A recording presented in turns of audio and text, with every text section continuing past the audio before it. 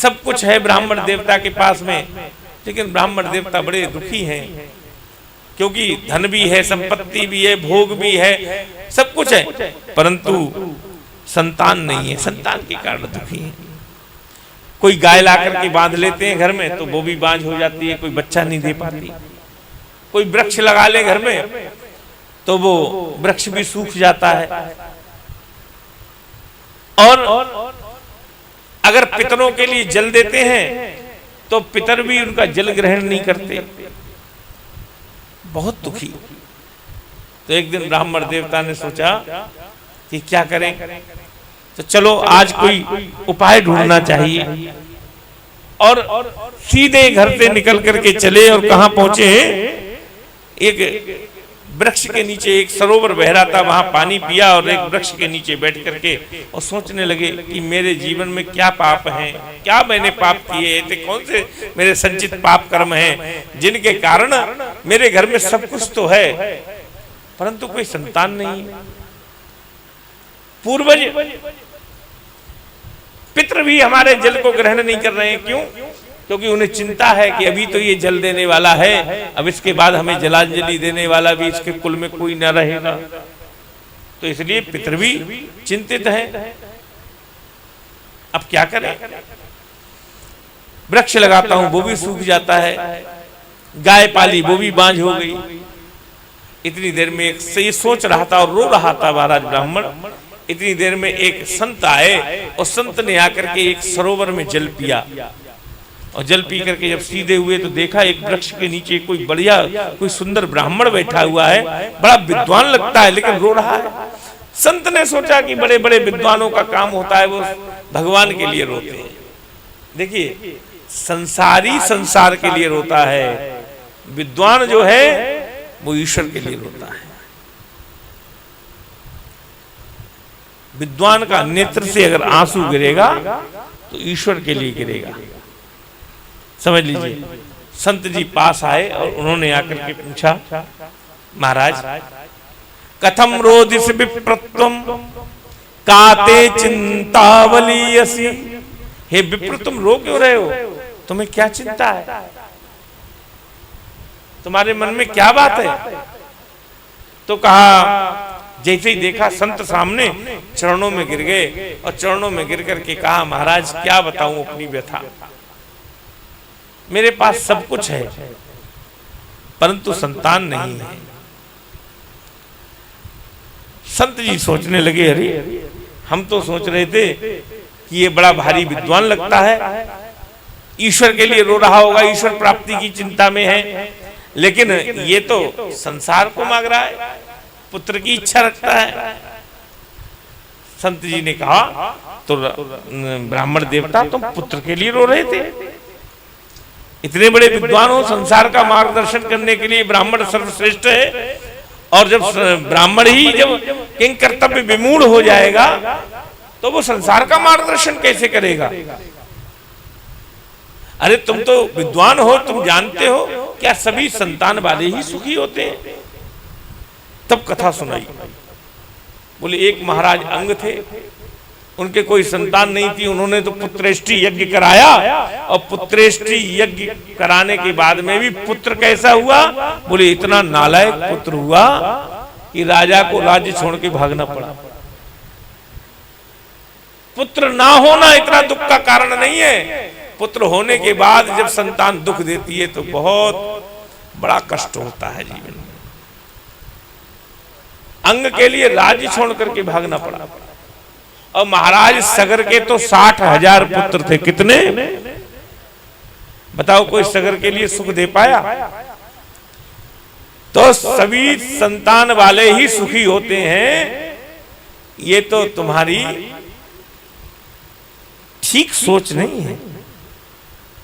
तब कहा महाराज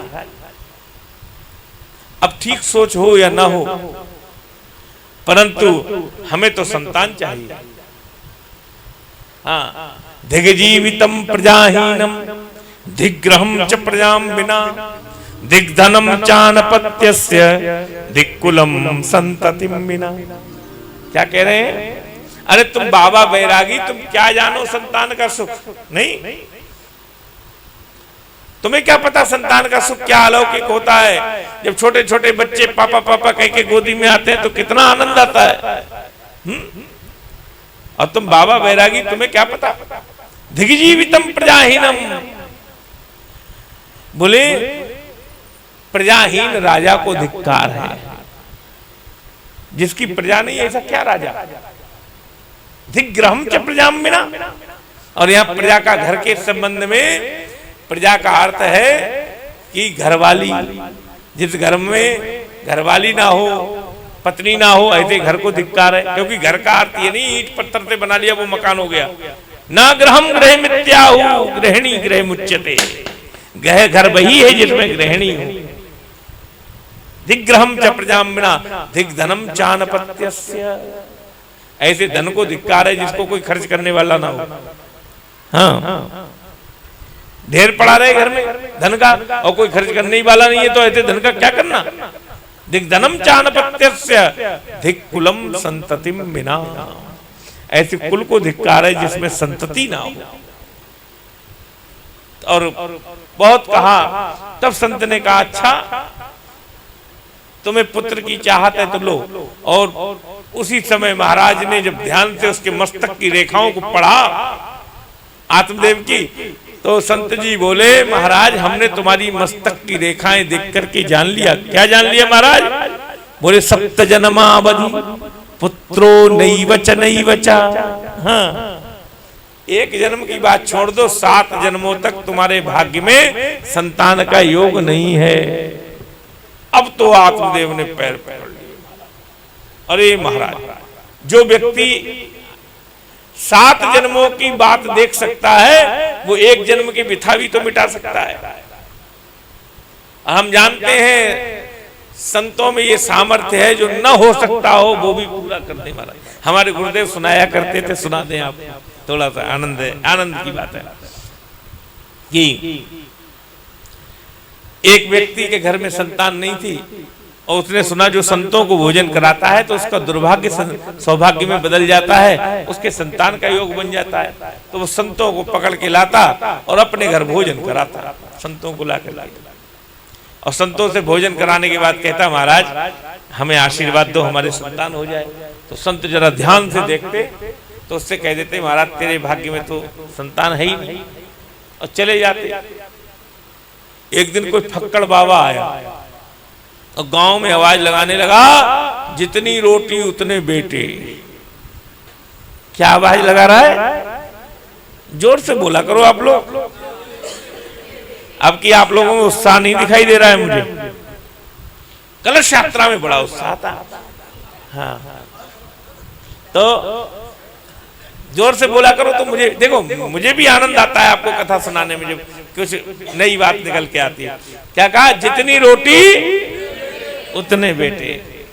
तो महाराज ये पकड़ के ले आया, बोले अरे मेरे घर संतान नहीं है तो खिलाई। 12 खिलाई महाराज, और संत ने आशीर्वाद दिया जा तूने मुझे तृप्त किया है, तूने मुझे 12 रोटी खिलाई है, तेरे 12 बेटे होंगे। और 12 बेटे हुए। ये गुरुदेव सुनाया करते थे और इसी कथा में सुनाते थे। याद आ गई, मैंने चलो सुना दूं आप लोगों को।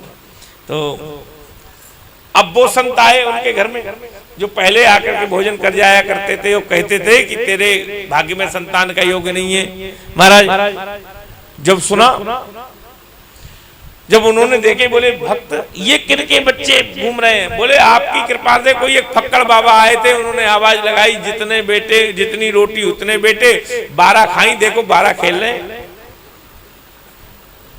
तो उन फक्कड़ संत ने भगवान का ध्यान लगा के कहा कि महाराज एक के द्वारा 12 दिला दिए, एक आध हमारे द्वारा दिला दिया होता तो हमारा भी मान रह जाता है।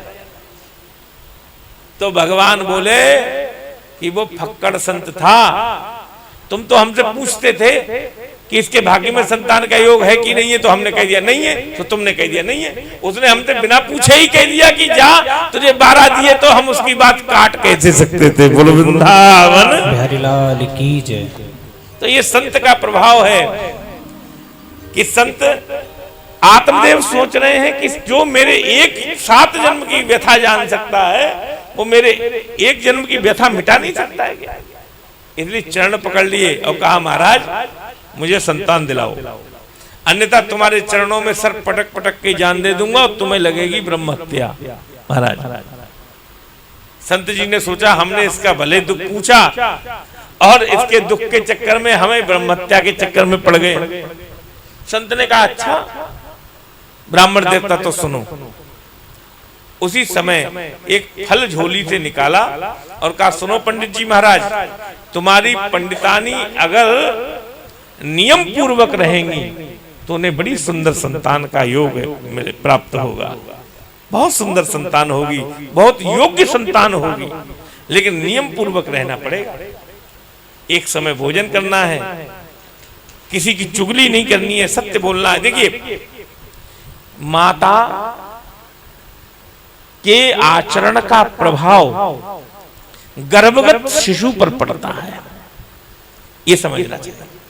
इसलिए जब गर्भ में शिशु हो तो शुभ आचरण करना चाहिए, सुंदर शास्त्रों को पढ़ो, भगवान के दर्शन करने जाओ मंदिर में, बढ़िया शास्त्रों को पढ़ो, बढ़िया कथाओं को सुनो, सुंदर सत्संग करो, बढ़िया भजन करो, उसका प्रभाव गर्भगत शिशु पर पड़ेगा।